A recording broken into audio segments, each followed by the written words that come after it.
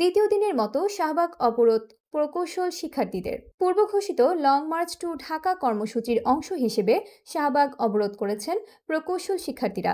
3 দফা দাবিতে আজ দ্বিতীয় দিনের মতো রাজধানীর শাহবাগ অবরোধ করেছেন তারা। শাহবাগের মূল সড়কে তারা অবস্থান নেওয়ায় বন্ধ হয়ে যায় শাহবাগ ও আশেপাশের সড়কগুলো।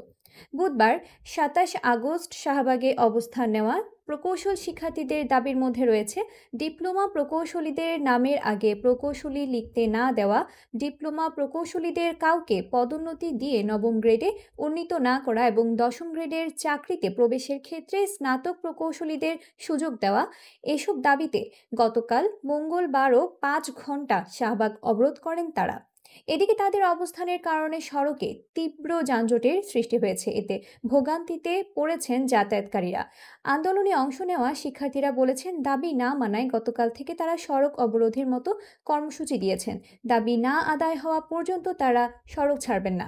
ট্রাফিক সূত্রে জানা গেছে, যানজটের ভোগান্তি এড়াতে কাঁটাবন, মৎস্য ভবন এবং ইন্টারকন্টিনেন্টাল মোড়ে বিকল্প রাস্তা চালু করা হয়েছে।